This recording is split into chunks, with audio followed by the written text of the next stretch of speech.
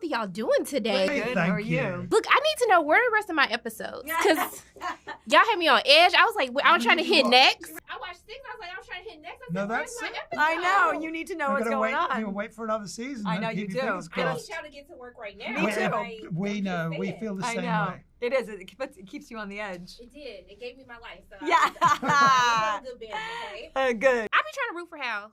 I do. And he be stressing me out. When is Hal gonna mind his business? Well, when he starts minding his business, it might not work out because he moves the story forward. You can say that for him. He does. He does. But it's not just that he means well. He is a force for good. And sometimes doing the right thing has a bad reaction. And a lot of the great things that have happened between them and politically in their past have been because he's taken a risk and it's been the right calculated risk. The problem is, and they have history on this, once in a blue moon, the calculated risk, because that's what happens with big, bold moves, and he's that guy. He is that guy. And the drama is when you film and make a story about the times when it goes wrong. I need Hal to go on vacation for next season, okay? I need him to he gonna chill, he gonna be at peace, he gonna heal. Well, I hope you enjoy that season because it might be a little bit quiet.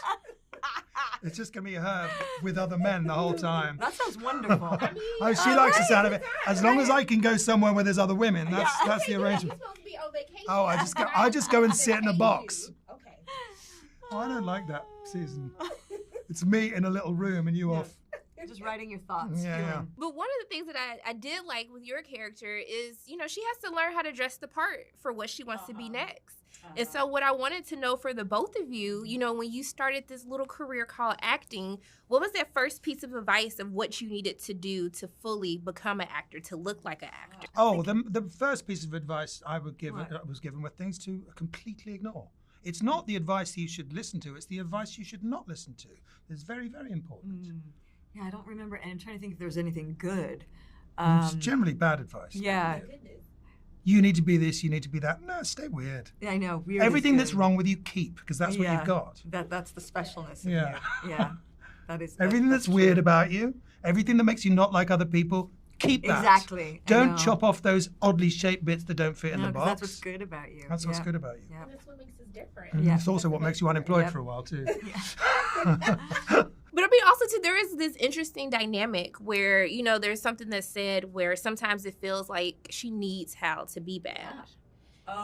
Needs him to be bad. Yeah. Like, needs some, kind of almost like she needs to hate him at times. Yeah, well, we were just talking about that. There is something about Hal does things, like you said, that Kate isn't always willing to do.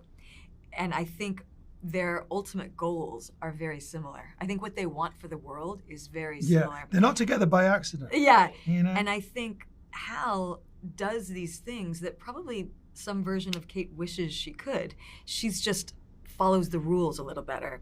And I think, I think Hal does exercise parts of her that she doesn't allow herself to do. I think that is a part of their dynamic. I think there's a tension in that.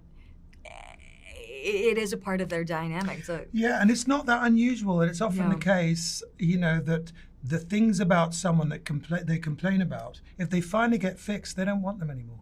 Actually, that very often the things that aggravate you are actually attractions. It's an attraction somehow, Okay. So now I have to apologize now, because as much as Hal makes me mad, I wouldn't have a good binge if it wasn't for Hal. Right. You see how we came full circle with that? It was. I apologize. Tell Hal I apologize. Okay. I will. I'll pass it on. I can't wait for him to not mind his business for season 3, so we can have even more. There we go. drama, okay? There we go. Oh, he's a scamp. He is a scamp. Look, I just want to thank the both of you so much for taking time out of your day to speak with me. I appreciate you. And I'm just sending nothing but love and light both your way. Thank you very much. Thanks. Nice to see you again. It's great to see you again. Yeah. Look, I just want y'all characters to have love. Why y'all don't want no love? I mean, they're struggling. They can't be weak. They gotta be strong. They gotta be strong. You gotta be strong to deal with somebody that's strong. That's strength right there. that love is weak. Yeah, they're trying to keep it neat and tidy, you know?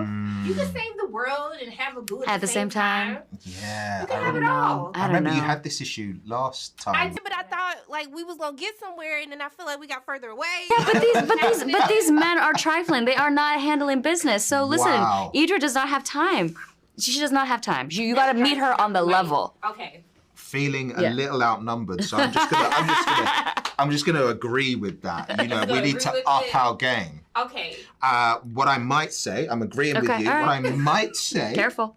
as well, since you know, this is diplomacy, and we're all gonna say what we need to say. Okay. That some of the men are trying to say to you, ladies, hey, I'm here for you. And I want to be with you, and I want to move away, and I want you to come with me. See, I don't think it was. Yeah, I was like, I don't think anybody communicated that. I don't think anyone. No, that was that. No, I didn't hear that either. Really? No. Sometimes we speak with our eyes. You know what I'm saying? Do you know what I'm saying? And we supposed to be able to I'm supposed to be able to know what you're saying to me right now. Yeah. Okay. What are you getting right now? Like you're giving me, I feel like I'm being gaslit a little bit, you know? That's what it's giving me. It's giving me if I stare at her, she'll forget the truth of what happened in the season. Yes, that's right. That's right. Manipulating us. Can we cut to when I said I feel outnumbered and I'm just going to agree with you all because that didn't work how I wanted it to. Okay. But I'm still going to hope that love is in your character's purview for season 3. Okay? Yeah, I hope so too. I hope so too. Pray for season 3. Yeah. We're getting to season 3. Come on. I told y'all season 1 was getting to season 2. You did say that. Yeah, you that's did right. say that. Yeah. I'm going to get 10 on the line 10. Season 3, make it happen. But one of the things that I do love with Kate's character, even your character, you're kind of trying to look towards the job that you want.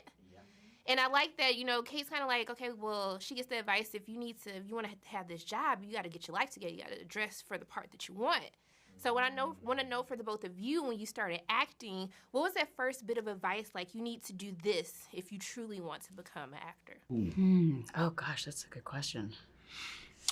I think for me it was interesting because I came from a school that was like there's commercial success, that's one thing, and then there's like knowing your craft and honing your craft, and you know all we can work on is this bit, and the other bit will either take care of itself or it won't. So when I was working on this bit and looking at people that I really admired who had both, I felt Denzel, Sidney Poitier, those kind of guys. I think that sort of advice, either spoken or from watching, was a certain level of like a responsibility and what we might say vim or gusto as well, and prowess when they walk and when they talk, and so that's something that I try. You giving it to me. Oh, okay. Thank you. See, you picked that up. You picked that up. You didn't pick up the eyes. Sorry. No, that's it. I mean, so the question was advice as an actor. Like, what was the first bit of advice? First bit of advice. Oh, I think the big thing was to. You can only go so far in your art as you've gone in your life. And so the advice was fill your life because most of the time you're not going to be working, which is true. And I think that as I've gotten older, what I realize is like you're playing people, you're not playing actors. And so you have to bring that fullness and that depth to a character. And if your whole life is just about acting or trying to become an actor, like that reduces you as a person, which will translate, I think, in your work. So. Yeah. Okay, we bringing fullness to our life. We're walking with prowess. We're doing stuff with our eyes, okay? And then we gonna find love because we get into season 3. Okay? Okay. From my lips to Ted's ears, we finna get this season 3. I just want to thank you both for always taking time out of your day to speak with me. I'm just continuing to send love and light both your ways. I hope you have a great day. You too.